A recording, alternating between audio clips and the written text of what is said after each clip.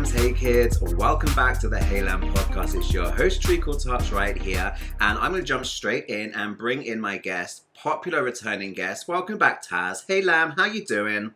Hey, how are you? I'm good. I had to get you back because we need to continue the glitter conversation. So yeah, we're just going to pretty much not dive straight in, but straight on topic. Glitter, because we did the soundtrack. Well, that was really fun. Let's talk about that quickly. That was fun because we were recording for 3.5 hours, nearly 4 hours. Do you remember? You'd have I don't know how you whittle it all down, but obviously you work your magic. I'm like, I think you split that into two. Was that what that? That was the one. Yeah, because I said as we were recording, I was like, do you know what, Taz? I'm making a live tipsy decision, on the spot. We have to split into 2 episodes because it's just too much. But we have a little chit chat before we record, then we record, and I was like, this is going on, but it's fun. So we did Glitter Part 1 and 2, and they went out within a week, and it was fun. But I said to you then, I need to get you back because we have to talk about the movie. So we're going to get there. But first of all, I don't think I've actually spoken to you properly since we recorded that. Just a few little messages on Insta and stuff. So what's new in the land of Taz? What are the headlines, your side of things?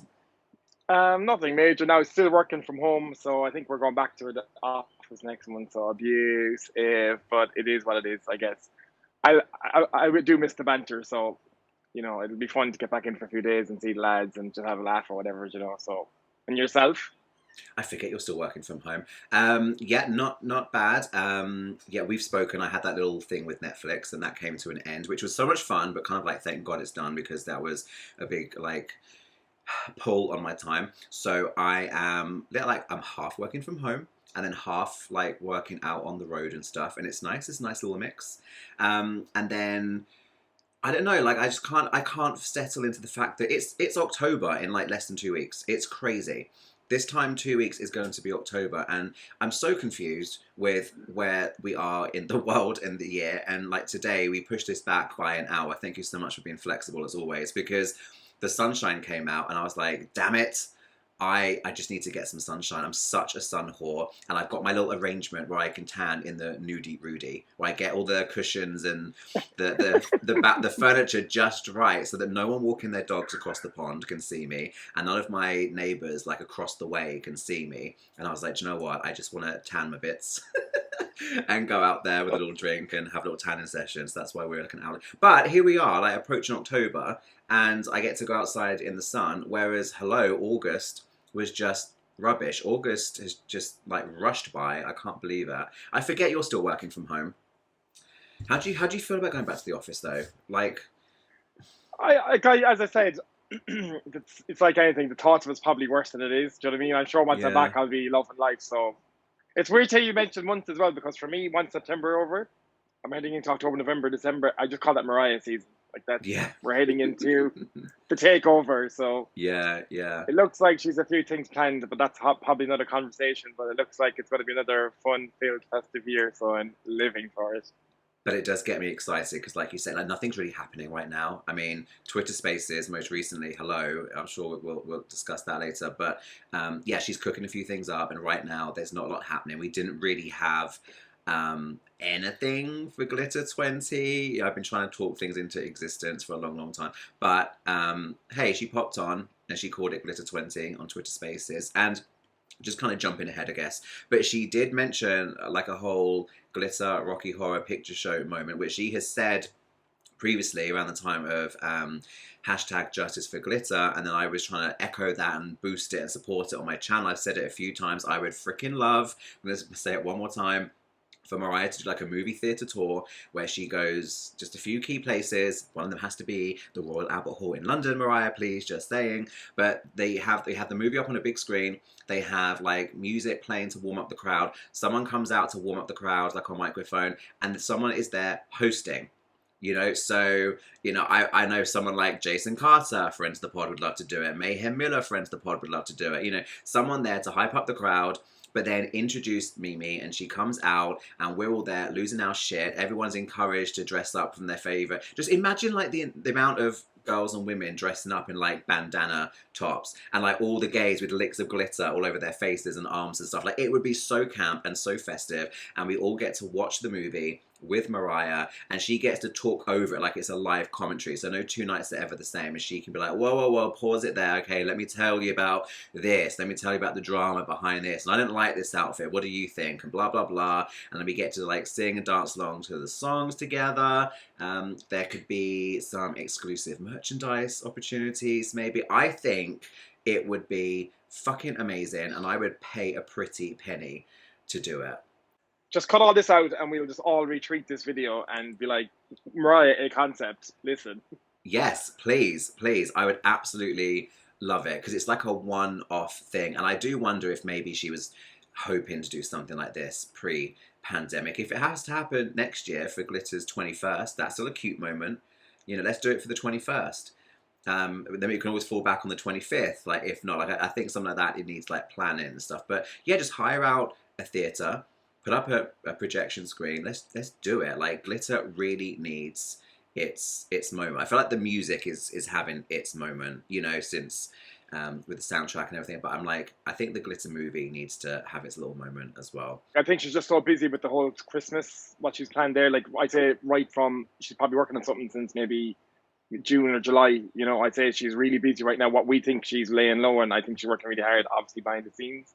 So I know some of her like makeup artists and all have been giving little hints that, you know, little setups and whatever that are happening. So I think Glitter may have its moment next year, maybe I'd say the 21st. I don't think she could throw herself into even that project or anything for it because she's so busy at the minute. It's booked out. I think Apple booked her last year for the next sequel. Imagine it was an annual thing though. Imagine every year there's the Mariah special. Well, I'm quite behind that. Yeah. Just like keep changing the storyline. You know, like you just keep giving her like a little different, you know, moment to respond to, like a letter from a lamb, or like there's a difference. Like just an annual thing would be amazing. I think they do it for, I don't know. If you do it every year, then people will, you know, the interest will die. I don't know, but I think something like anything takes time to plan. Like you say, they booked her. We presume. For Apple Christmas special this year. Last year, they booked her last year. So anything like a Glitter Rocky Horror Picture Show style movie theatre tour, eleganza, extravaganza type deal, that would have to be booked ahead of time. So if it was going to happen like now, which it isn't, that would have had to have been decided like way back, you know, like mid-pandemic still. So I think maybe, it's more realistic to think like Glitter 21 rather than Glitter 20. But hey, at least she popped onto Twitter Spaces and gave us another moment. That was torturous for me because I could see it happening. I was at work and I was like, oh damn, I can't join, and I can't even catch up because I have to drive an hour home afterwards. Were you in on that Twitter Space? Did you listen live? I didn't. I was actually driving myself at the time, and someone texted me Riordan in space. I went in, but the area I was in Ireland, the capacity of rural Ireland, it was just like signal was kept breaking, and so it was more annoying. Every time she was saying something interesting, it would just cut out, and I'd have no internet. So I was like, oh, so I just said I had to try and catch up after. So yeah, I didn't get to join in, but look, it's great that other lambs and everyone else can join in. Like, I've had a few moments on the space, which I'm eternally grateful for. So, like, I mean, hopefully down the road I might get a little shot of it, but I'm happy for other lambs as well that can put themselves forward to say whatever they want to say to her. Yeah, of course. Always happy to hear other voices and different, you know, opinions and questions and things. And actually, I like this one because like it was really clear audio, like quality. It was really clear, you know, and everything. What else was I going to say about Twitter Spaces? There was something else. My mind's wandering. I can't remember. It doesn't matter. Oh, I caught up on YouTube. That was it. I caught up on YouTube and listened to it like double speed because I was like, whoa, it's like 45 minutes and I had like a 20-minute. I was doing my night care routine. That's what I was doing. So I was like, right, I'm not going to be in the bathroom mirror for 45 minutes. Like, I just want to listen to it and, you know, get the highlights. But I didn't put anything on my channel. Like I sometimes do, because number one, there weren't any like real like headlines. It was like little, she said quite a lot without really actually telling us too much. I think maybe she's getting better or she's been told off and she's not giving us like quite as much. So there weren't any headlines, and I wasn't part of it or you know, I wasn't even present. And then third of all, other people already had the whole thing up on YouTube, so I was like, well, yeah, it's already there. Whereas normally I would cover a little something on my YouTube channel, but not on this occasion. Sometimes she tells things though, and then like whatever, maybe some project gets dropped, but the lambs keep bringing it back. So that things that she says come back to haunt her as well. So I think she's getting clever, as you say, not to say stuff now because it's like, oh yeah, because she said something like I think at the second last spaces or the one before that about an 18-minute short video that she done that was really she's really proud of and really excited about it. And then we've heard nothing unless it's part of the Christmas extravaganza. We've no idea what that's about still. But we So remember, and then someone that says, "Oh, the we last don't time you forget, were on, girl. you said something about this unreleased, like whatever, however long." She's like, "Oh yeah, you remember that? Yes, we remember. Yes, we remember. We've got a list of things that we need to have." Well, we are here today to talk about the Glitter movie, and before we dive in, let's just take ourselves back. First of all, you're the most appropriate guest for me personally to have on to talk about the soundtrack and now the movie, because it was the whole Glitter era that you and I, that's when we connected, right? That's when I launched my website, mariahcareyuk.com, and then I didn't have the message forum straight away, but that was like soon after. But it was that whole. I always say to people, I've known Taz for 20 years, but we've never met until we've got.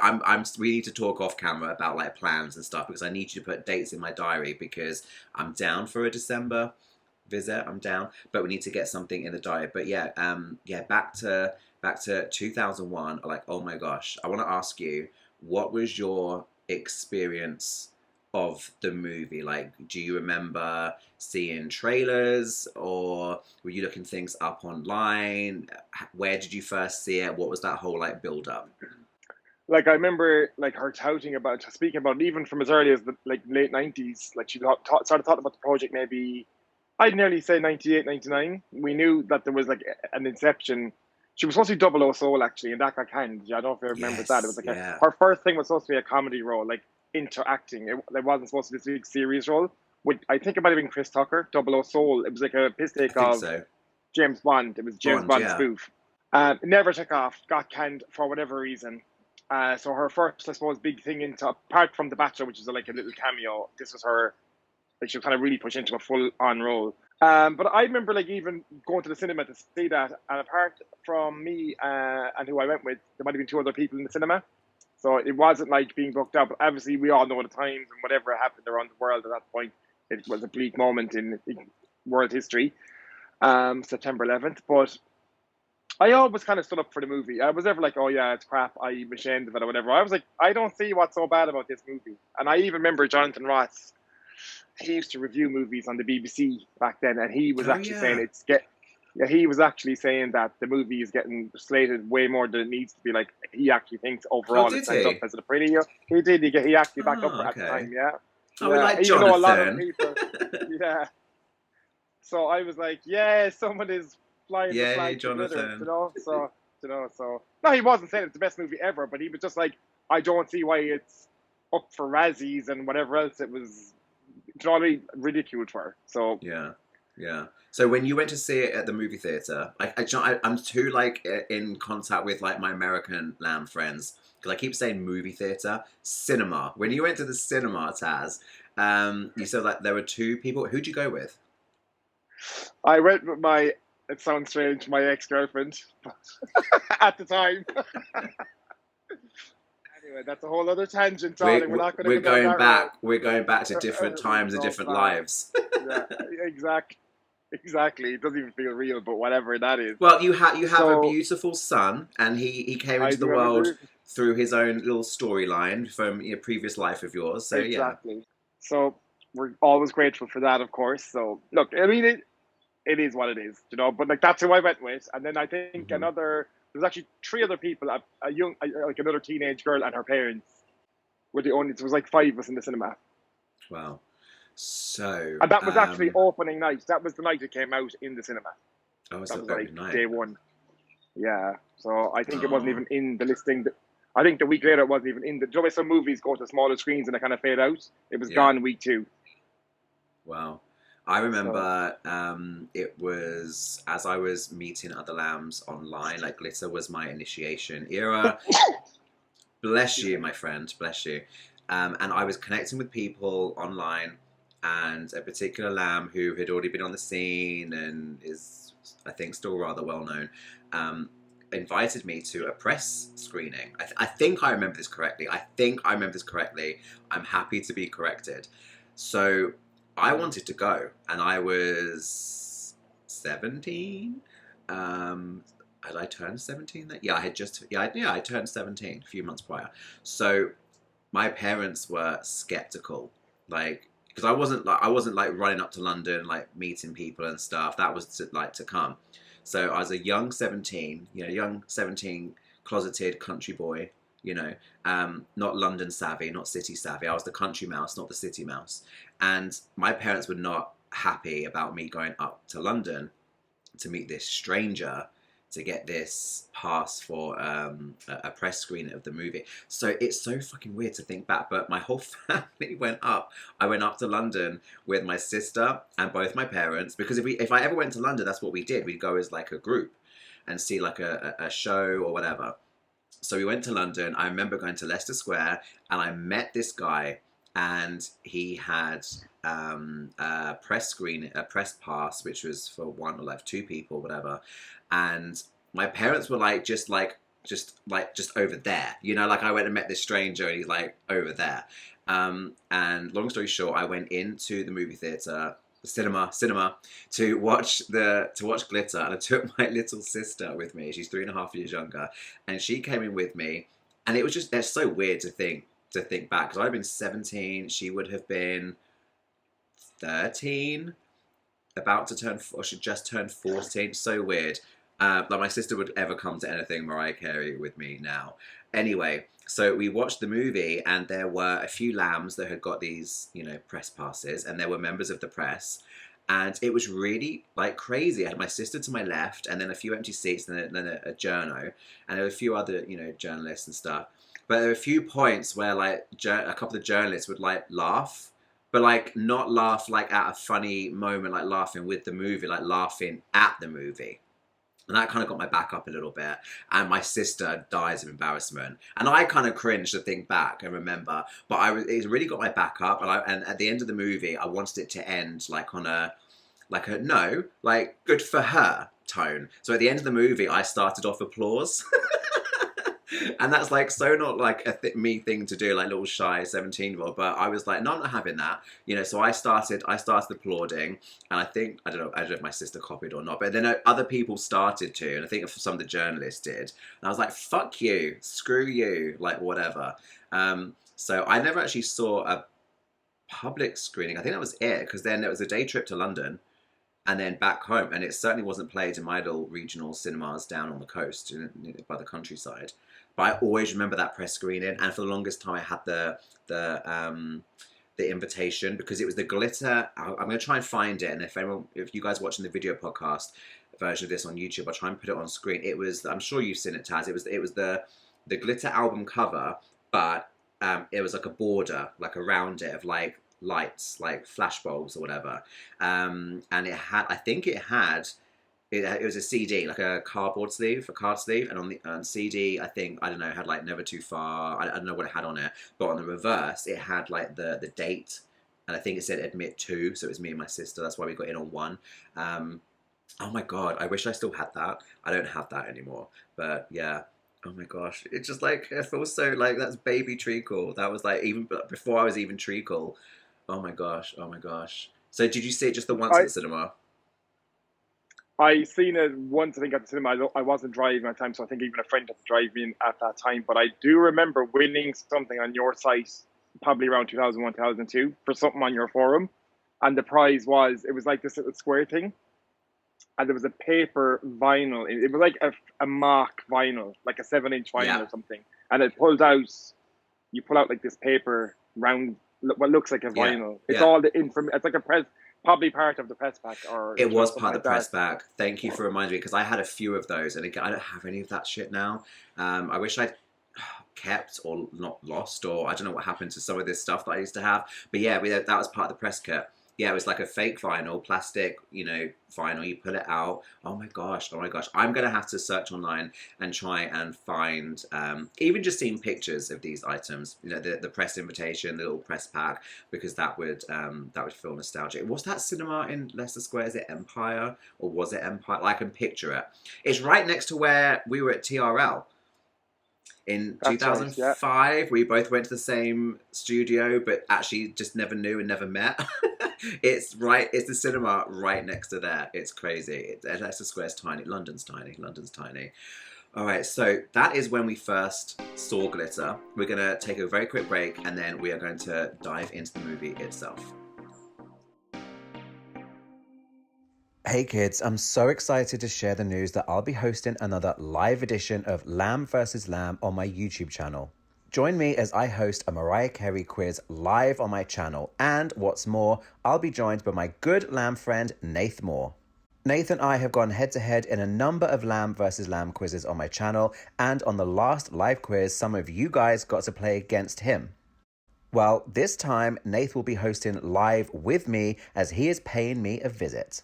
We're looking forward to catching up and geeking out on a whole weekend of Mariah, and part of our fun is going to be hosting a live edition of Lamb vs. Lamb together. So join me on my YouTube channel on Saturday, October 9th at 8 p.m. UK time. That's 3 p.m. Eastern and 2 p.m. Central for you American lambs.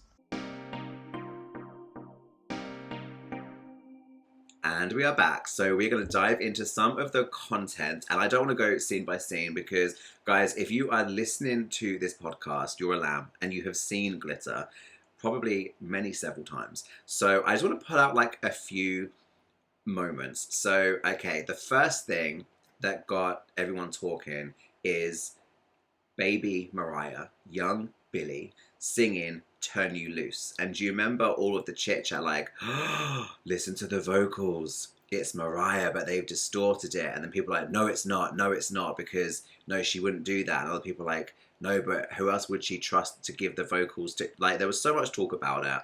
And prior to us recording this podcast, I did go and watch Glitter from start to finish for the first time. Lambs, don't hate me, but honestly, oh my gosh, Taz, like somewhere between 8 to 10 years maybe, like in terms of the whole movie, start to finish. It's been that long. So it was fun to watch it back. But the first thing was like, oh my God, the vocals. I listen to it now, like, for me, I'm like, I just take that as Mariah. And inside, that's Mariah. And they've distorted it because it doesn't sound like a genuinely natural, organic sounding voice. It sounds very heavily processed. You're nodding along. Do you agree? Do you agree now? Did you agree then? You know, tell me.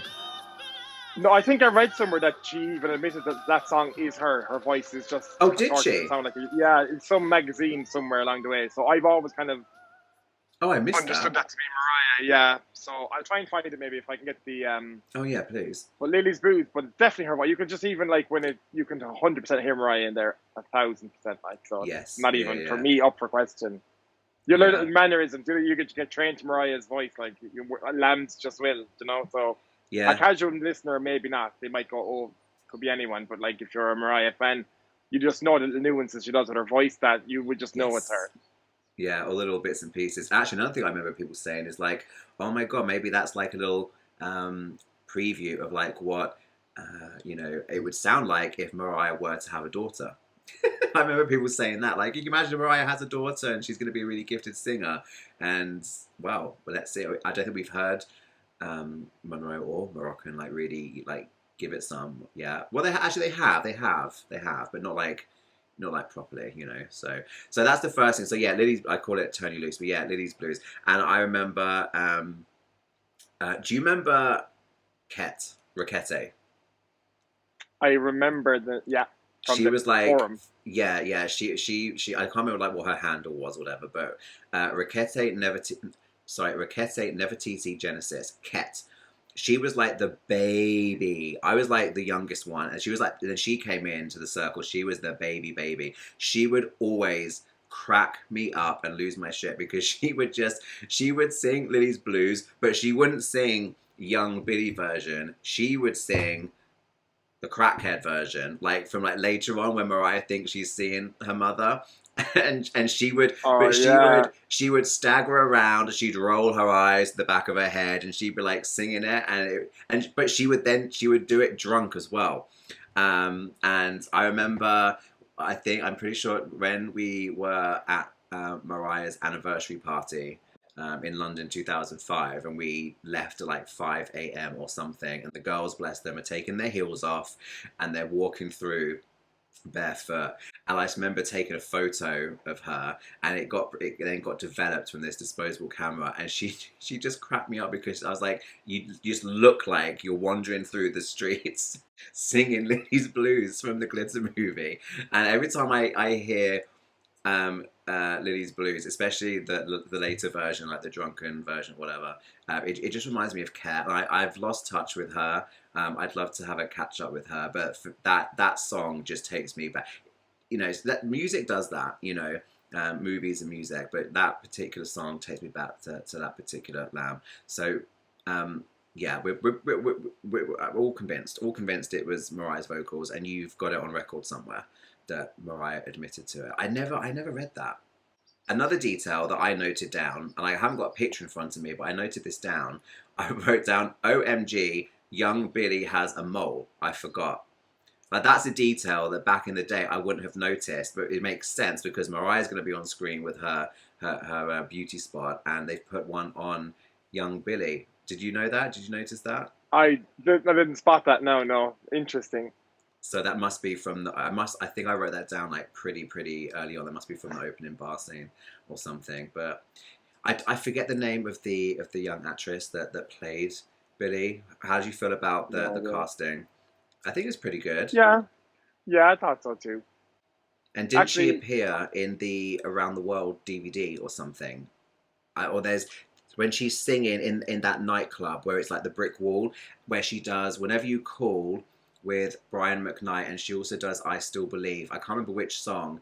There's, and this is so late 90s, like she's getting ready for at that point all the glitters to then go on and become glitter. But I never knew whether it was her, and I'll try and find it. But there's a particular moment where there's a shot of a girl from the side as they're doing audience reactions, and the camera just picks up, like it's the solo shot, just this girl. And I'm like, that looks like the actress who then went on to play young Billy. So maybe she was already in the fold, like as early as, you know, late 90s, and you see her. well, I'd wonder, anyone that knows who I'm talking about, I'll try and put a picture up on screen on the video version if I can find it. But yeah, I do wonder whether Mariah had already picked her, or they'd already found her, and then that she's like starting to follow Mariah around or get invited to things or something.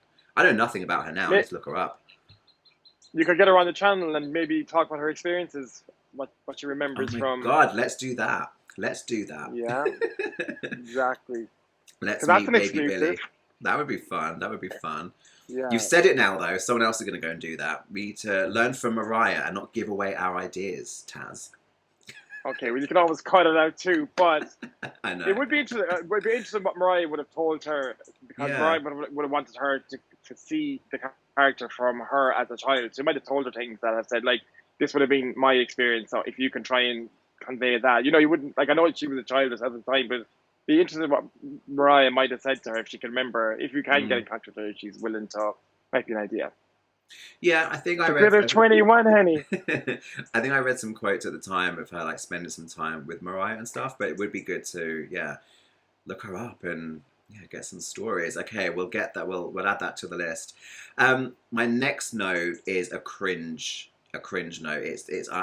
I kind of forgot about this moment, but it is one of the moments in the movie where I just kind of put my head in my hand a little bit. I'm like, ooh. It's the bit in the club where Dice gives Mariah the microphone and she's gonna go let rip. But I'm sure you know the bit I'm talking about. She sees the microphone come in, but he has it in his hand and he like slow motion like saunters over to her, and they have like a blur effect on it. It's really cheesy. Like the effect is not cute. You know the bit I'm talking about, right? Like, when you said I cringed, I put my head in my hands. I knew exactly what scene you're talking about. That was cringy, obviously. I get what they're going for with the whole like it's like a Dream. time standing still, like it happens in slow motion, but it doesn't come. It just reads like he just looks really like, oh, I'm coming over, and the effect is really cheap. It's really cheap. And Can you insert that in here and do like a voiceover as he's walking? Oh my gosh. Put Do it you know in. what? I could have so much fun editing the video version of this podcast, but sometimes I just need to put them out because otherwise it's like an hour video and I could just pour over it with details. But maybe that's one detail that's worth putting in because that could be fun. We'll see. We'll see. I don't know. Um, I don't like just like throw like things like at you. So what? Talk to me a little bit about we're at this point in the movie where a good few scenes in. How were you feeling about it? Like, I mean, I just remember feeling like, oh, there's Mariah. Like minutes and minutes and minutes and minutes and minutes. We get to see her moving, talking, different angles. But then I was like, I don't know how I feel about the movie yet. How did you feel? Yeah, it's an interesting question because I suppose hearing about the movie, and we've talked about this on this podcast before, the movie was, I think, originally supposed to be in the 18s, but the powers that be wanted it watered down for a mass audience, so like the 12 and 14-year-olds can go. So the story it wasn't as gritty as it was supposed to be. I think Kate Lanier was on board, and they done like What's Love Got to Do with it with Tina Turner. So it was supposed to be more hard hitting. I think when to go later in the movie when your guy comes back to the apartment and he's threatening her, I'd say that was supposed to be more like a disturbing scene, I guess. But everything was just Yeah. like a warning, So everything was totally watered down, I think from. So I suppose for what it wasn't as gritty or hard hitting. Everything was kind of, as you say, like the slowed down scene, and everything was like sugar coated, and it just wasn't. Even for Mariah, I actually think the original director jumped ship. The first director was on board for Glitter. When he saw how watered down it was getting, he's like, I'm out of here. And I think Van D. Curtis Hall or something came on board after that. So like that's how it had changed from concept to what the corporate morgue wanted in Yeah. the end.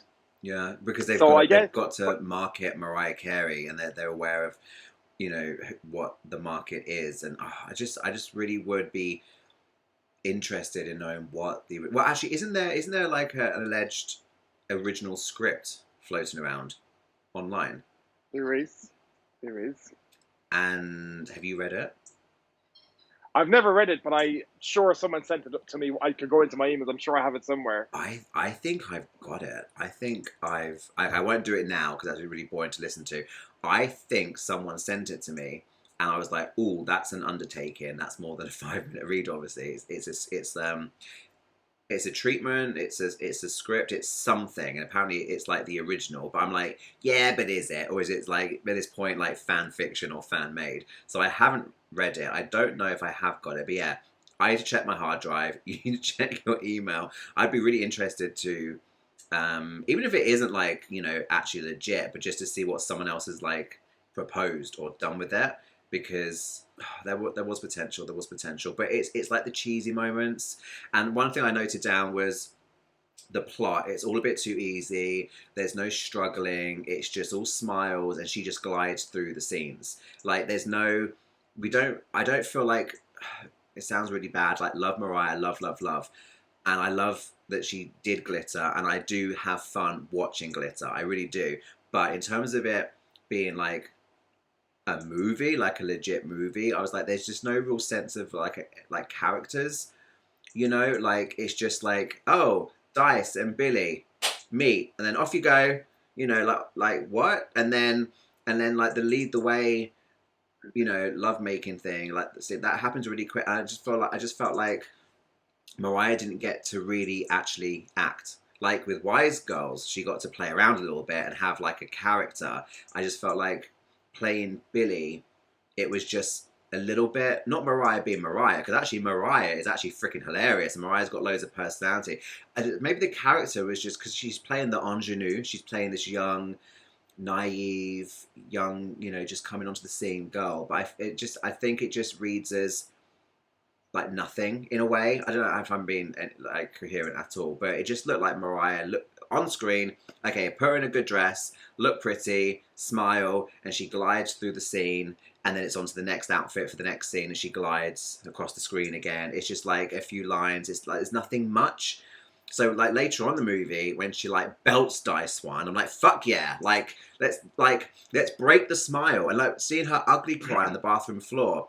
in the pink thing with the boa, pink thing with the boa. You know, like that. I was like, yes, okay, now we're acting, now we're doing. But I think to actually like I got like like so far into the movie, and I'm like, when are we going to see more than like a good look and a smile? You know? It's interesting because, like, up to then, as a fan, Mariah was always presented as polished, top of her game. You'd never see the ugly crying face. She'd, as we know, she's like the diva superstar in the grandiose world. But like, even to see her like that, just like to be crying and just not how she'd normally present herself was just kind of a shock as a fan. You know, even just to see that Yeah, in the movie. So I think she was gone outside of her boundaries. I know she had some person as a kind of I wouldn't say psychiatrist, but one of those people, psychologist maybe. I don't know, someone that she had to help her get into character, and actually, like, it was pure therapeutic for her because she had to talk to that person out. That's how Billy probably was developed. But I suppose again, I do remember headlines being like, "A star is boring," as opposed to "A Star is Born." Now, obviously, 20 years for Gaga's movie, but like if you think about Gaga's movie, similar storyline, meets a guy, kind of yeah, gets her famous, and then it's hard hitting, it's gritty, and like it's a huge success, a huge Glitter should have been that. I think it was the same formula. I think it was an '80s take on A Star Is Born. You know, where she meets the guy and he gives her fame, and then it all kind of falls apart, and there's all this stuff going on in the background. So I think it's similar vein, yeah. but obviously Glitter, as we know, Glitter was totally sugar coated. So Yeah, it I'd love is to what it have is. the adult version of glitter where, you know, give us some sex, give us some drugs. You know, oh my god, every time I record, it's fucking like flies and things. It's like right past my head off the balcony. Yeah, give us sex, give us drugs, give us actual like violence, give it, you know, make it like gritty and sexy, and it was just very like the Disney version of, of Exactly. something else. And I think Mariah herself was disappointed with the end result. And then, obviously, being released around September 11, nobody was going to cinemas at that point. I'm sure any major release, like actually, before this actual, what's this, like a telecast, whatever we calling this, I think that like it was one of the last major movies released to actually include the Twin Towers. It was shown 4 times in the movie, You're and it's one of the right. last. So like that would have been filmed obviously around 2000, 2000, and probably even parts of 2001. Sure, I never thought of that. So That's an interesting little tidbit, isn't it? I never thought about that. hmm yeah, Ah, so she's it documenting the New York skyline. There's another, yeah, another credit to exactly glitter. exactly. So look, I mean, it is what it is. She wouldn't like obviously she was a because, but I think other things happened. Not to go on a tangent, but like the TRL thing happened, and then there was a bit of a all media they wanted her to fail. I feel like once they had anything, like she was the golden girl for so long, they wanted to see her. So every chance they got, Yeah. the movie had to go down. The soundtrack didn't sell. It sold 4 million, as Mariah said. Some people don't sell that in their career. However, it wasn't the 30 million that she normally sells, or whatever the crack was. So Yeah, they saw there an we go. It is what opportunity and they took it. In their opinion, it was time. She'd been at the top for, 9, 10 years, and there's a little slip. Yeah, we'll grab her by the foot and we'll put her down those stairs. It's time. exactly. I do feel bad. I do feel bad for Glitter. Glitter's like the little engine that could, the little engine that could have, the little engine that should have. Especially, I did reflect on it when Lady Gaga's A Star Is Born came out, because I was like, yeah, this is what we wanted from Mariah. This is what Mariah probably wanted, because there's some good music. I still look at it. I was like, well, it's almost Lady Gaga being Lady Gaga, but she's not. Like it's somewhere between. I think when you're just such, I don't know. I can't look at Mariah acting and really get invested in like the character, because I'm looking at Mariah Carey. And I think that I'm just stuck, and a little bit like that watching Gaga in A Star Is Born, but it was a great performance, a wonderful movie, but there's good music, but it's a good, and we know the story, but they changed what happened with Guy, and so they changed a few things, but yeah, it's kind of like you look at Star Is Born, you're like, oh, what could have been? What could have been with Glitter? What else have I got on my notes? Actually, I'm going to check my notes while we take our second break, and yeah, we'll carry on right after this. Thanks for listening to Hey Lamb, guys. I hope you are enjoying it. If you are, you can leave me a little tip. You can buy me a drink over on buymeacoffee.com. It is a great way to show your support to your favorite creators by buying them a drink. Simply head over to buymeacoffee.com/heylamb and you can tip me with a little drink. Cheers. Okay, so I've looked at my notes. And there's a few more things. I wrote down in quotations, the label makes these decisions. Because I feel like that, I was like, oh my God, of course, that's where we get that from, because we talk about corporate morgue and everything. Mariah is saying corporate morgue all the time these days. I love it. But we say to each other, I don't know if it's like a worldwide lamb thing. Guys, let me know if you do. But I know me and Taz and the boys, like we say that to each other. Like, well, I don't know. It's not my fault. Like the label makes these decisions. Like we just throw it at each other. I feel like it's not us. Like lambs across the land say this, and I forgot it. It came from Glitter. You guys were good. It's not that. It's just the label makes these decisions. Yeah, I actually, when I was rewatching the movie as well, it was stuck out to me as I think that was the kick to, because like they did what, like at that time, just before that actually, we talked about that before, like they Can't Take That Away, they weren't prepared to release that, and that was a song that was very close to her heart, and she had to pay out of her own pocket to get that CD out. That's right. The record label had no interest in releasing it. She's like, well, it's Mariah's theme. It's a song that's really personal to me. I think it's going to help whoever. So she tried to get it some form of a release for fans. And, and I think it happened even again around 2005. Some songs were cut from the Emancipation Movie and she was supposed to go in for that and others. So she obviously presented out that she was happy with, and they were like, no, you need to go back. So it's mad that it's her project and it's her voice. But sometimes other people will make the decision and say, that's not the package right now. You need to go back and do whatever you need to do. Yeah. So Ellie Reid, like not going on a tangent, but Ellie Reid done that to her, to Emancipation P. He was like, this isn't the album. You need to go back, get on to Jermaine Dupri, get in with whoever, and come back to me again. So we probably lost 7 or 8 songs in the mix. But I quite like that she's got people. I mean, sometimes we blame the corporate morgue for things, but then also, these are people, these are companies that are putting money into things, and they have to believe in it, otherwise they're not going to pump the money in.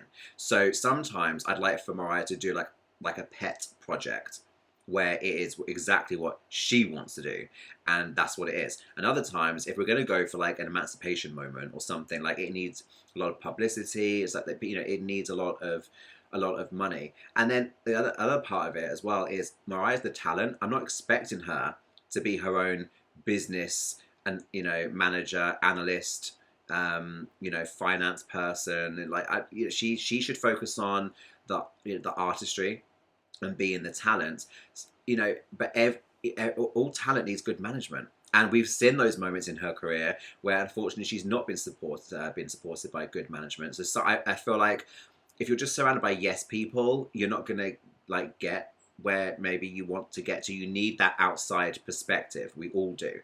So I'm quite.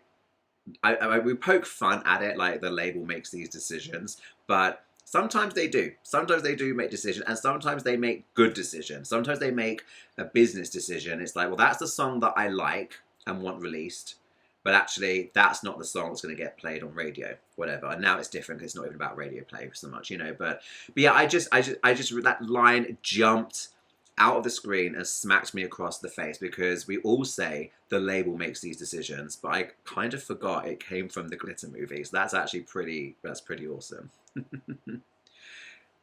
Also on my notes, my second cringe moment, sadly, is the birth of the song Never Too Far. And that's a moment where, oh, a little eye roll there from you. It's a moment in the cinema where some of the journalists started like laugh, because it is cringy, just like by pure coincidence. They land on the same melody, and it's like no. I much prefer in Gaga's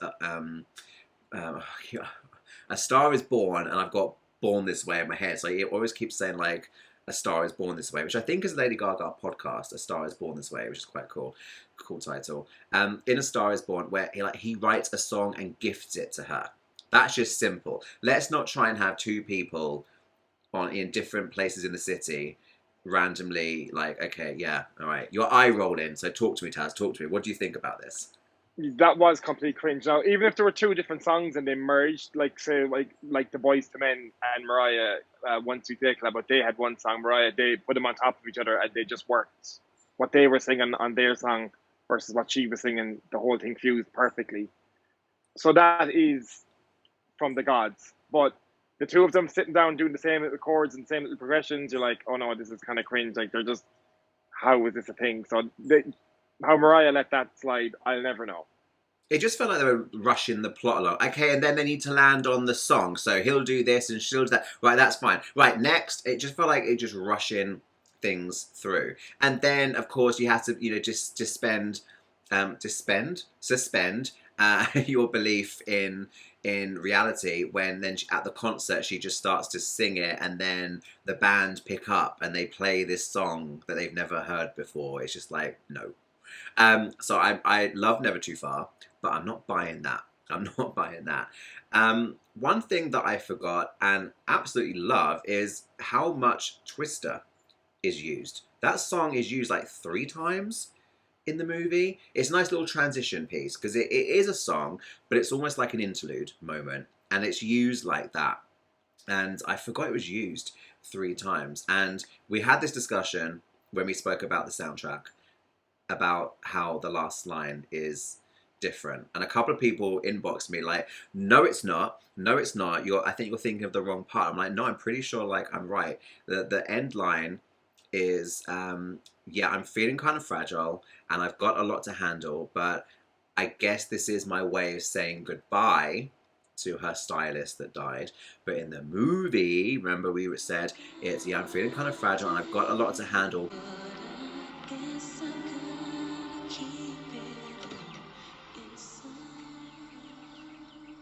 But I guess I've got to keep it all inside.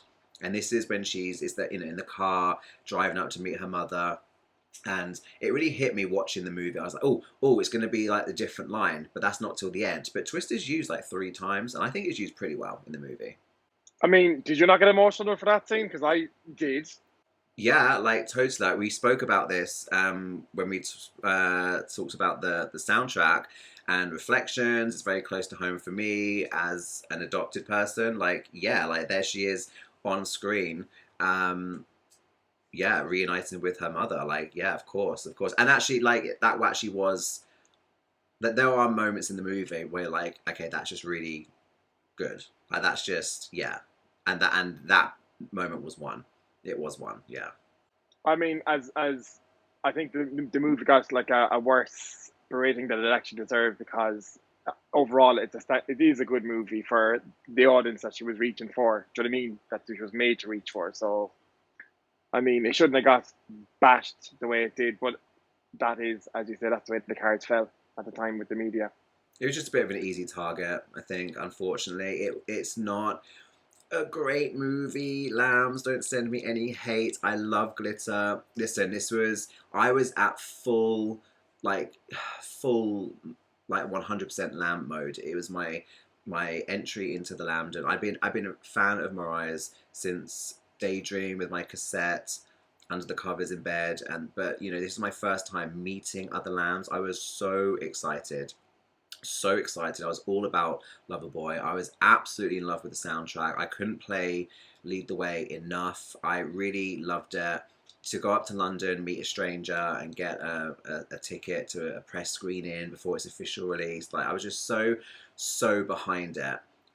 But at the time, I'm like completely like blinded by my mad love for Mariah. I don't really get to see the problems within it, and I certainly didn't understand or appreciate what the original intention for the movie was.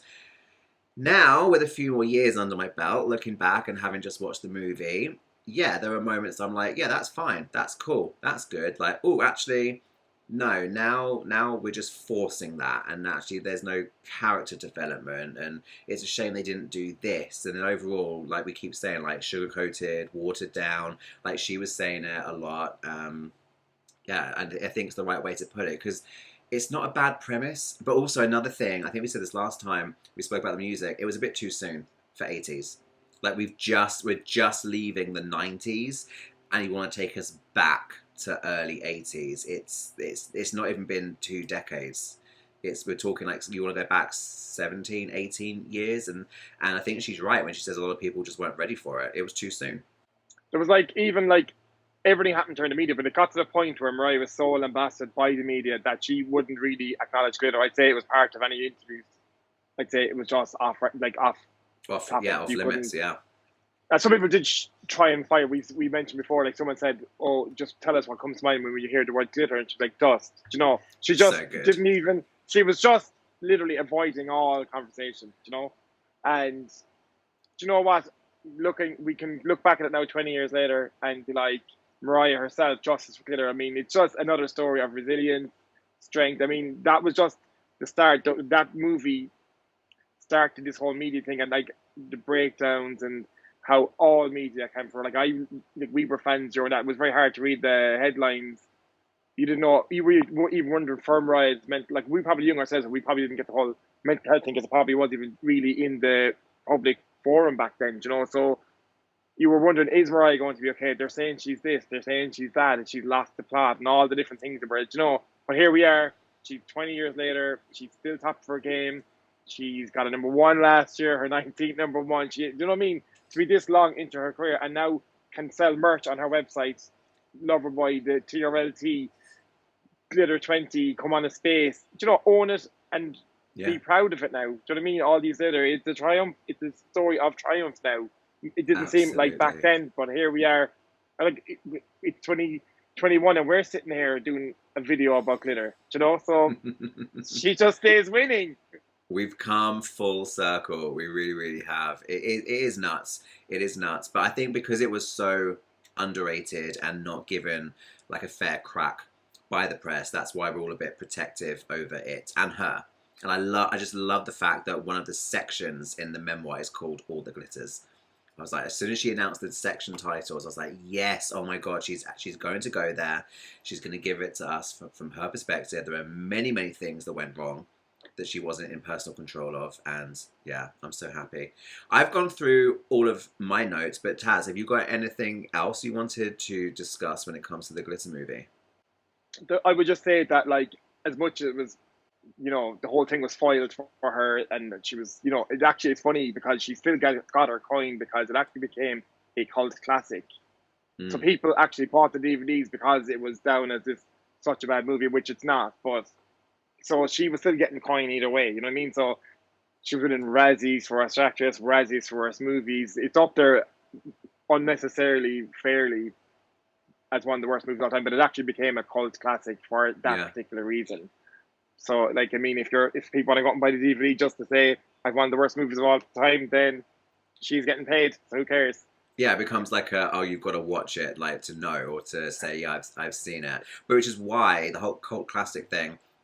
It's why the whole Rocky Horror Picture Show type thing would work. That it's a cult classic. You go in on a niche, like a particular, you know, fandom, and just rock it out with them. Did you say you found some notes online about little goofs and gaffs or something? You were telling me. Yeah, what have you got? Just like on IMDb, they were just saying like things like, you know, like for continuity, like, so at the table where she's on the date with Dice, it could be a full glass of wine, and then they go over to him and come back to her with a small bit of wine. Like every movie, isn't it? That always happens. So just things really like that. But we were just saying about the World Trade Center as well being one of the last major releases to. Yeah. I'm just trying to flick through them here now, but oh yeah, when she's doing when she kisses the song sheet, apparently she's like really light pink lipstick on, but when they don't match. Like, how can you not get the shade of lipstick to match? Like it's not a match. So I'm just calling it out for people that might want to, you know, watch out for those things. When she slaps Dice, she storms off with the shoulder bag on one shoulder, and then when they clip back to her walk out the door, the bag's on. Even though it's the same storm off, it's the continuity, those types of things. So There's always things when it comes to continuity. Do you remember there was that really infamous photo from the set of not a movie, a TV series, but Downton Abbey, and they had a whole like press release photo, character photo, and on the mantelpiece behind them, there's a bottle of Evian. There's bottled water, hilarious. like on, and it was put out as a photo, like a cast photo, just a few of them, God. and they're all there in costume, looking at the camera, all serious. But there's like Evian water on the mantelpiece behind them. So things happen.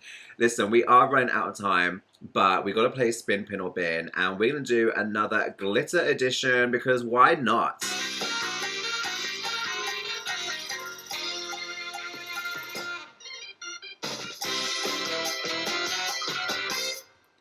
We know the rules, but let's remind the kids. I'm going to have 3 songs at random. It's the glitter edition, so it's only glitter songs allowed today. 1 is spin, 1 is pin, 1 is bin. Spin is love it, play it right now. Pin is, I'm not sure, maybe another time. And bin is, yeah, I can let that go. I'm never going to play it ever again. So those are the rules, and here we go. Oh, this is a fun one, okay, because it's all like up-tempos. Right, got Loverboy Remix. Last Night a DJ Saved My Life, and Don't Stop Funkin' for Jamaica. It's all jams only. So those are 3 choices. Loverboy Remix, Last Night a DJ Saved My Life, and Don't Stop Funkin' for Jamaica. Taz, what are you going to spin, pin, and bin? Oh God, I love all of those songs. So like, I'd spin them all to be fair. Yeah. Get to it. Same thing song every time. Okay, for me, I will spin. I do love a Loverboy moment. It's campy as F, so we have to have that in there. So I think I'd do the Loverboy remix. I would then go with Don't Stop and then Last Night a DJ, because that goes on forever. So you're going to spin Loverboy Remix, you're going to pin Don't Stop, and you're going to bin Last Night. Is that right? Yes, that's correct. I'm co-signing with you. Loverboy Remix is my favorite version of Loverboy. It's a full-on party just by itself. Don't Stop is cute and funky, and Last Night it's just more mellow and it does go on a little bit. So for me, that's simple. I'm agreeing with you, but guys, let us know what you would do with those 3 tracks on Spin, Pin or Bin. Taz, always a pleasure, my friend. Thank you so much for joining me once again. Please remind the children where they can find you online. They're all already following you, I'm sure. But just in case there's 1 or 2 that need to click follow, please tell them where. So I'm Taz Irish Lamb on Twitter and Taz Conway on Instagram. You have to pay attention. I always have to remind myself which way around it is. Okay. Taz, thank you so much. Guys, we're going to go straight into the after show. So if you are a member of my YouTube channel, you can get Hey Lamb Extra Chop, which is the after show of the podcast. So we'll see you there. Taz, thank you so much. It's been a pleasure.